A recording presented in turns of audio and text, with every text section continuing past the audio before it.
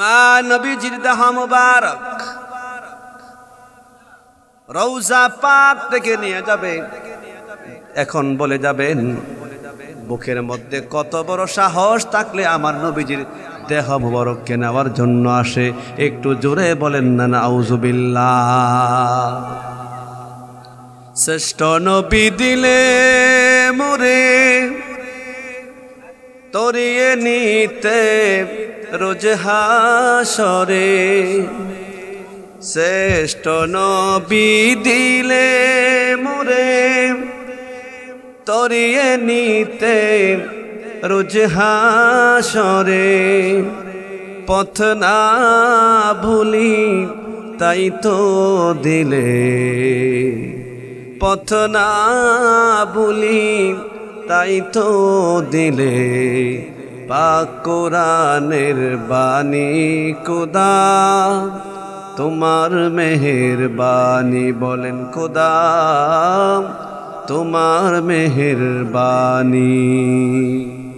আমার নবীজি তার ঘরের মধ্যে হাজির হয়ে গিয়ে বললেন, হাই নুরুদ্দিন, তোমাকে আমি প্রথম দিন স্বপ্ন দেখাইলাম আমার দেহ মোবারককে, তারা আমার দেহ মোবারককে রওজা পাক থেকে উঠাইয়া ইউরোপে নিয়ে যাবে ইহুদিরা, আর সুরঙ্গ করে আমার রওজা পর্যন্ত চলে আসছে। তাড়াতাড়ি তুমি তোমার অশ্বারোহী সৈন্য নিয়া আমার রওজা পাকের সামনে চলে আস। নুরুদ্দিন জঙ্গি তিনি কি করলেন, 16,000 অশ্বারোহী সৈন্য নিয়া তিনি মদিনায় চলে আসলেন। 2 সপ্তাহ পর্যন্ত মদিনার অলিগলিতে ঘোরাঘুরি করলেন, কাউকে খুঁজে পেলেন না। মদিনার অলিগলিতে ঘোরাঘুরি শুরু করলেন, খুঁজতেছেন, কাউকে পেলেন না। 2 সপ্তাহ খোঁজাখুঁজির পরে কাউকে যেহেতু পেলেন না, তার 16,000 অশ্বারোহী সৈন্য দিয়া পুরা মদিনায় ঘেরাও করে ফেললেন। তিনি বললেন, মদিনার মধ্যে যারা আছো তোমরা আজ থেকে মদিনা থেকে বের হতে পারবে না। একটু চিল্লায়া বলেন না ইয়া রাসূলুল্লাহ। তীর তলদেশ দিয়া, এখন ওইটা আপনাকে টানেল বললে আপনি বুঝবেন, যেভাবে সমুদ্রের নিচে দিয়া মাটির তলদেশ দিয়া টানেল করা হয়, এইভাবে তারা মাটির নিচ দিয়া তারা টানেল বানাইল। তারা কি করলো, মাটির নিচ দিয়া টানেল বানাইয়া সুরঙ্গ করিয়া আমার নবীজির রওজা পর্যন্ত যাইয়া আমার নবীজির কদম মুবারক বের করে ফেলছে। একটু চিল্লায়া বলেন না আল্লাহু আকবার। কত বড় সাহস, আমার নবীজির কদম মুবারক বের করে ফেলছে। 2 জন লোক আছে, তারা ঘরের মধ্যে থাকে, কেন ঘর থেকে বের হয় না? বললেন তাদেরকে বলো আসার জন্য। বলে তারা ইবাদতে এত মশগুল, তারা আসবে না, এত মশগুল তারা আসবে না। তিনি নিজে গেলেন, গিয়ে দেখেন তারা দাড়িওয়ালা, টুপিওয়ালা, পাগড়িওয়ালা, এমন লেবাস তারা ধরেছে মনে হয় আল্লাহর কুতুব এসেছে। এই দৃশ্য তিনি দেখে ঘরের মধ্যে ঢুকলেন, ঢুকে প্রশ্ন করলেন। ওরা যেখানে বসে নামাজ পড়ছিলেন এখান থেকে ওদেরকে উঠাইলেন। তাদের জায়নামাজের নিচে দেখেন একটা পাথর দেওয়া আছে, এই পাথরটা সরাইলেন। পাথরটা সরানোর পরে দেখেন একটা সুরঙ্গ, এই সুরঙ্গ দিয়া তিনি হেঁটে হেঁটে হেঁটে হেঁটে তার সৈন্যদেরকে নিয়া আমার নবীজির কদম মুবারক পর্যন্ত পৌঁছে গেছে। একটু চিল্লায় বলেন না আল্লাহু আকবার। আজকে আমি নবী করিম সাল্লাল্লাহু আলাইহি ওয়াসাল্লামের একটি জ্বলন্ত মুজিজা, কারণ রাসূল যে জিন্দা নবী, হায়াতুন নবী, তিনি রওজা পাক থেকে দেখেন, শুনেন, বুঝেন, অর্ডার দিতে পারেন। সেই ব্যাপারে আমি সংক্ষিপ্ত পরিসরে কিছু আলোচনা রাখব।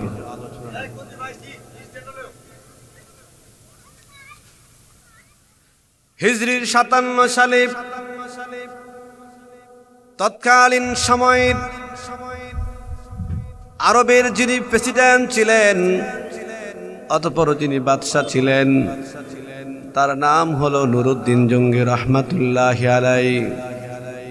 নবী আমার নুরুদ্দিন জঙ্গি রহমাতুল্লাহি আলাইকে স্বপ্নে দেখাচ্ছেন, এই নুরুদ্দিন জঙ্গি, আমার দেহ মুবারক কি রওজা পাক থেকে নিয়ে যাওয়ার জন্য ষড়যন্ত্র চলতেছে।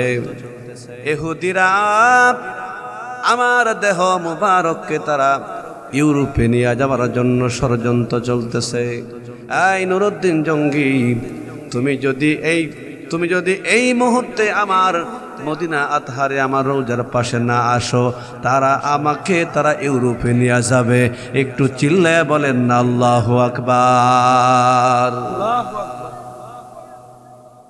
নুরুদ্দিন জঙ্গি রহমাতুল্লাহি আলাইহি স্বপ্নে দেখলেন, তিনি স্বপ্নে দেখছেন নবী আমার তারে স্বপ্নে দেখাচ্ছেন। ডাক দেয়া বলে, এই নুরুদ্দিন, আমার দেহ মুবারককে তারা নিয়ে যাবে। সুরঙ্গ করে আমার রওজা তাহার পর্যন্ত চলে আসছে। ইহুদিরা আজকে গোটা পৃথিবীটাকে চুষে চুষে কাটছে। মাত্র কয়েকটা ইহুদি কথা বলেন ঠিক কিনা?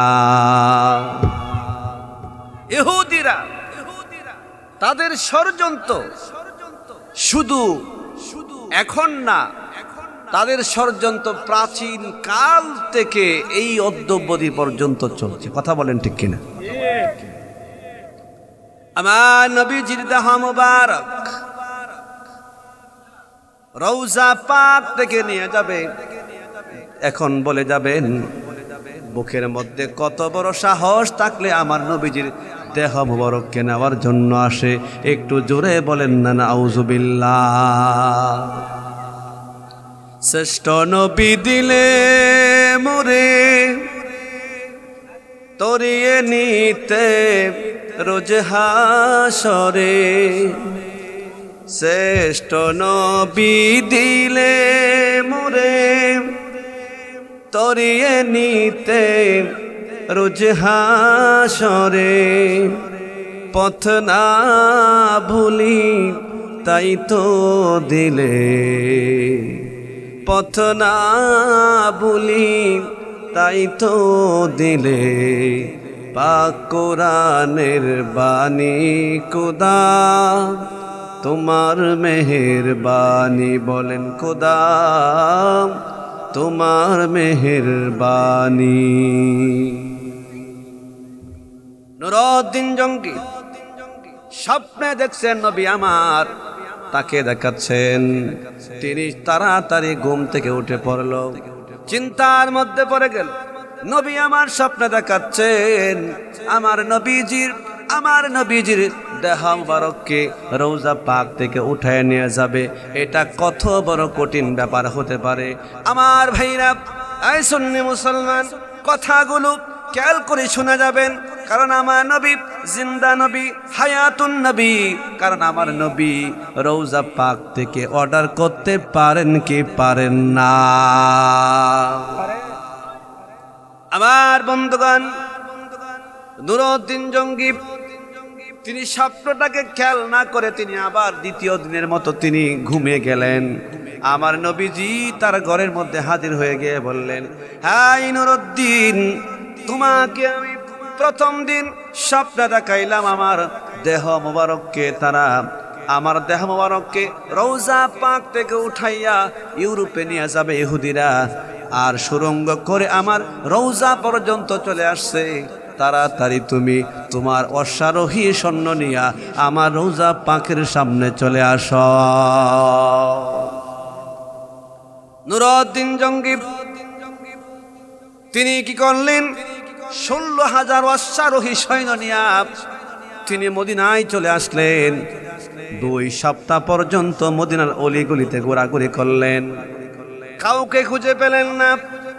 মদিনার অলিগলিতে ঘোরাঘুরি শুরু করলেন, খুঁজতেছেন, কাউকে পেলেন না। 2 সপ্তাহ খোঁজাখুঁজির পরে কাউকে যেহেতু পেলেন না, তার 16,000 অশ্বারোহী সৈন্য দিয়া পুরা মদিনায় ঘেরাও করে ফেললেন। তিনি বললেন, মদিনার মধ্যে যারা আছো তোমরা আজ থেকে মদিনা থেকে বের হতে পারবে না। একটু চিল্লায়া বলেন না ইয়া রাসূলুল্লাহ। তোমরা মদিনা থেকে, যারা মদিনায় আছো, কেহ মদিনা থেকে বের হতে পারবে না। কারণ রসুলে পাক বলছে, রসুলে পাকের দেহ মুবারককে ইউরোপে ইহুদিরা নেওয়ার জন্য ষড়যন্ত্র চলছে। রওজা আতহার থেকে নূর নবীকে নিয়ে যাওয়ার জন্য চিৎকার মেরে বলুন না আল্লাহু আকবার। নবী পাকের দেহ মুবারক রওজা পাক থেকে নিয়ে যাবে। এই সুন্নি মুসলমান, কথাগুলো খেয়াল করে শুনে যাবেন। আমার নবীর ব্যাপারের কথা যদি শুনে হয়, যাদের হৃদয় থেকে শান্তি জাগে, হৃদয় থেকে কান্নার আওয়াজ বের হয়, মনে করবেন নিঃসন্দেহে সেই ব্যক্তি হলো আশিকে রাসূল। কথা বলেন ঠিক কিনা? আশিকে রাসূল এমনি এমনি হওয়া যায় না। মুখে মুখে আশিকে রাসূল যদি বলেন, মুখে বললে হবে না, হবে না, হবে না। আমার সবচেয়ে বড় দুঃখ লাগে, বাংলাদেশে কোটি কোটি কোটি কোটি সুন্নি মুসলমান থাকার কারণেও দেখা গেল কোটি কোটি সুন্নি মুসলমান থাকা সত্ত্বেও বাংলাদেশের সুন্নিরা যারা সংসদে যাওয়ার জন্য এমপির প্রার্থী হয়েছিল, সারা বাংলাদেশে 3 লক্ষর উপরে ভোট তারা পায় নাই। কথা বলে ঠিক কিনা? আমার কথা বুঝতে পারছেন? এই বাজিতপুরে কি সুন্নির অভাব আছে? এই বলেন আছে? এই যে শাহপুরে, ওইখানে আমার মনে হয় 75% সুন্নি। এখন বলেন আপনার কেন্দ্র থেকে মোমবাতি মার্কা কয়টা ভোট পাইছে? কেবলমাত্র সুন্নিরা ফেল করার কারণ হলো সুন্নিদের কারণে।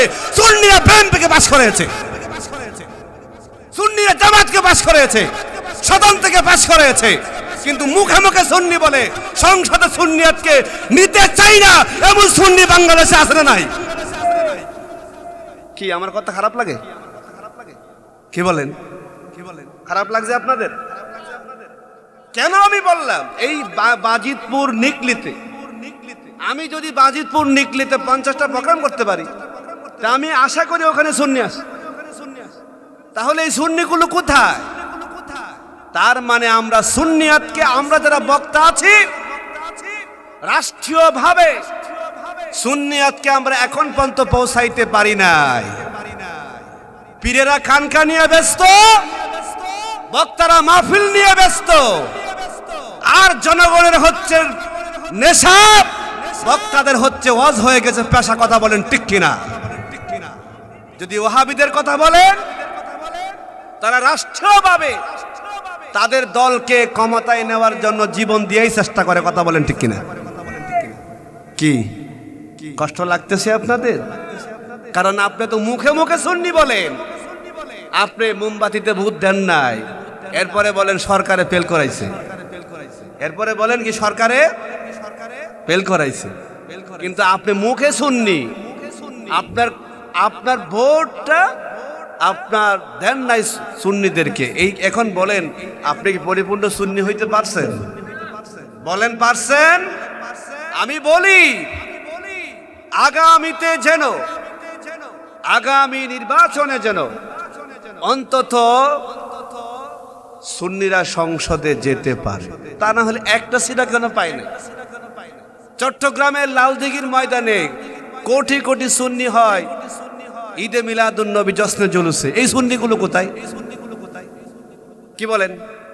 সিলেটে কনফারেন্স হয়, এই সুন্নিগুলো কোথায়? ঢাকাতে লক্ষ কোটি জনতা সমাবেশ সুন্নি প্রোগ্রাম হয়, এই সুন্নিগুলো কোথায়? আমার কথাটা আপনাদের কষ্ট লাগতে পারে, আমি সারা বাংলাদেশের সুন্নিদের উদ্দেশ্য করে বলতে চাই, খেয়াল রাখবেন আগামী সংসদ যেন সুন্নিদের সংসদ হয়, এটি মাথায় রাখতে হবে। না হতে সুন্নিরা কথা বলতে পারবে না, এমন সময় আসবে। কথা বলেন ঠিক কিনা?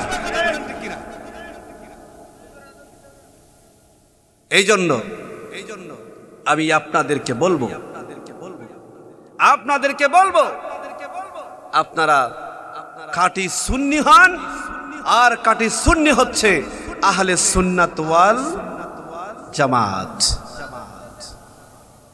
সেইটা জান্নাতে যাবে। একটু চিৎকার মেরে বলেন আল্লাহু আকবার।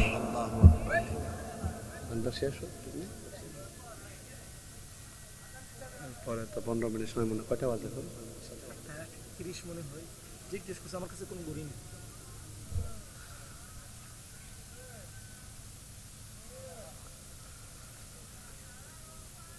কষ্ট নিবেন না, আমি বলতেছি এই জন্য।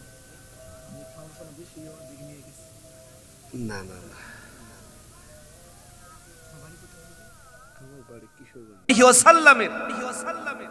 দেহ মুবারককে ইউরোপে নেওয়ার ষড়যন্ত্র ইহুদিদের কথা মনে আছে?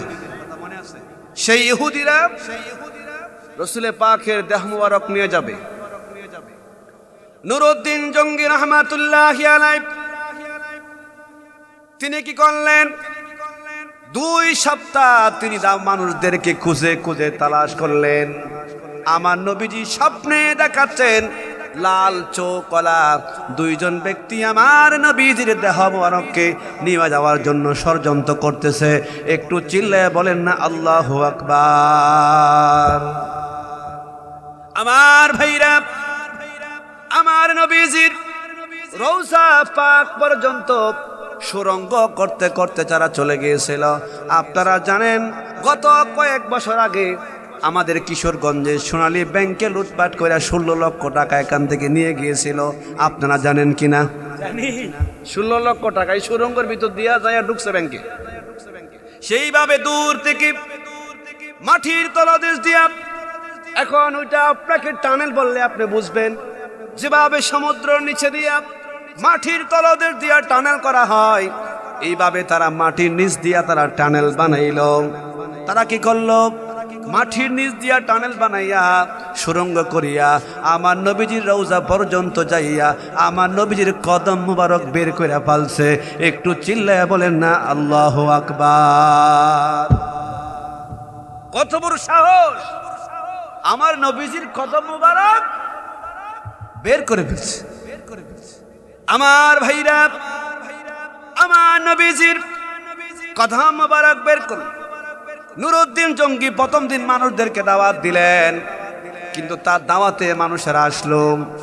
মানুষদেরকে তিনি খাওয়াইলেন এক বেলা, কিন্তু এই যে লাল চক্ষুওয়ালা 2 জন ব্যক্তিরা তিনি পেলেন না। আবার দ্বিতীয় দিন দাওয়াত দিলেন, মানুষেরা আসলো, কিন্তু লাল চক্ষুওয়ালা ব্যক্তিকে তিনি পেলেন না। তৃতীয় দিন তিনি দাওয়াত দিয়ে বলছেন সবাই আসলো। মালুকদেরকে বললে আমি প্রথম দিন দাওয়াত দিলাম, 2 লোকরে আমি পেলাম না। দ্বিতীয় দিন দাওয়াত দিলাম, 2 লোকরে আমি পেলাম না। তৃতীয় দিন দাওয়াত দিলাম, আমি ওই 2 লোককে কেন পেলাম না? এই মদিনাবাসী শোনো, আমার নবীজির দেহ মুবারককে নিয়ে যাওয়ার জন্য ষড়যন্ত্র চলতেছে। আমার নবী বারবার আমারে স্বপ্নে দেখাচ্ছে, এই নুরউদ্দিন জঙ্গি তুমি আমার দেহ মুবারককে রক্ষা করো। একটু চিল্লায়া বলেন না ইয়া রাসূলুল্লাহ। নুরউদ্দিন জঙ্গি বলেন আরো কি কেউ আছে? একজন লোক দাঁড়ায় বলে হাই বাদশাহ, 2 জন লোক আছে, তারা ঘরের মধ্যে থাকে, কেন ঘর থেকে বের হয় না? বললেন তাদেরকে বলো আসার জন্য। বলে তারা ইবাদতে এত মশগুল, তারা আসবে না, এত মশগুল তারা আসবে না। তিনি নিজে গেলেন, গিয়ে দেখেন তারা দাড়িওয়ালা, টুপিওয়ালা, পাগড়িওয়ালা, এমন লেবাস তারা ধরেছে মনে হয় আল্লাহর কুতুব এসেছে। এই দৃশ্য তিনি দেখে ঘরের মধ্যে ঢুকলেন, ঢুকে প্রশ্ন করলেন। ওরা যেখানে বসে নামাজ পড়ছিলেন এখান থেকে ওদেরকে উঠাইলেন। তাদের জায়নামাজের নিচে দেখেন একটা পাথর দেওয়া আছে। এই পাথরটা সরাইলেন। পাথরটা সরানোর পরে দেখেন একটা সুরঙ্গ। এই সুরঙ্গ দিয়া তিনি হেঁটে হেঁটে হেঁটে হেঁটে তার সৈন্যদেরকে নিয়ে আমার নবীজির কদম মুবারক পর্যন্ত পৌঁছে গেছে। একটু চিল্লায় বলেন না আল্লাহু আকবার। তিনি আমার নবীজির কদম মুবারকের মধ্যে চুমু খাইলেন। চুমু খাওয়ার পরে উঠে আসলেন, তিনি তরতর করে কাঁপতেছিলেন। আহা মুসলমানের প্রাণ, মুসলমানের দিল, মুসলমানের ঈমান, মুসলমানের ঈমান, মুসলমানের ঈমান যেই নবী নূরুন আলা নূর নবীর দেহা মুবারককে নিয়ে যাবে। আহা কি কষ্টের ব্যাপার! তিনি কাঁপতেছিলেন, আমার এই অঞ্চল থেকে যদি, আমার বাদশাহী রাজত্ব থেকে যদি আমার নবীজির দেহ মুবারককে তারা নিয়ে যায়, আমার কষ্ট, আমার মনের মধ্যে ভয় দুঃখ, কারণ আমি সহ্য করতে পারবো না। আমি কি জবাব দিতাম, আমার কি শাস্তি হতো যদি আমি তাকা অবস্থায় আমার নবীর রওজা থেকে আমার নবীকে নিয়ে যাইতো? একটু চিল্লায়া বলেন না ইয়া রাসূলুল্লাহ। তিনি কি করলেন? উঠে আসলেন, এই দুই গুপ্তচরকে ধরলেন, ধরে বললেন তোমরা কেন আসছো?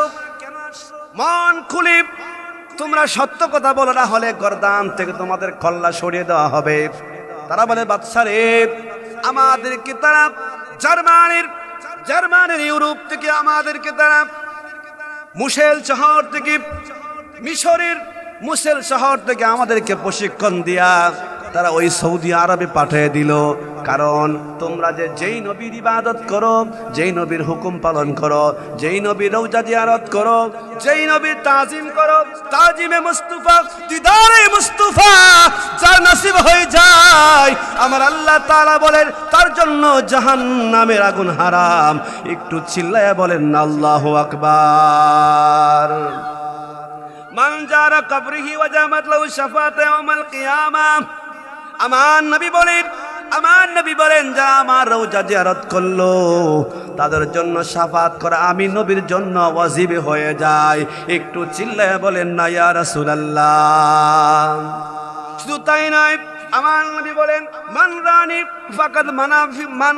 রানি ফাকাদ রাআল হক। যারা আমি নবীকে দেখলো স্বপ্নে দেখলো, তারা সরাসরি আমি রসুলকে দেখলো। আর মানে নবী দেখা ছবি দেখা না, নবী আসলে ছবি আসে না, নবী আসলে ছবি আসে না, ছবি আসে না, ঠিকই নবী আসে। একটু চিল্লায়া বলেন না আল্লাহু আকবার। আমার নবীজির রওজা মুবারক তখন কি করলেন?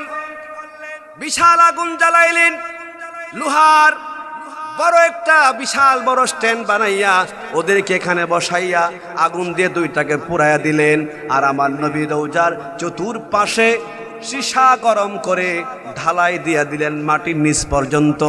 আজ পর্যন্ত সেই ঢালাইয়ের প্রাচীর আছে, কারণ আমার নবীজির রওজা পাক থেকে আমার নবীকে যেন না নিতে পারে। একটু চিল্লায়া বলেন না আল্লাহু আকবার।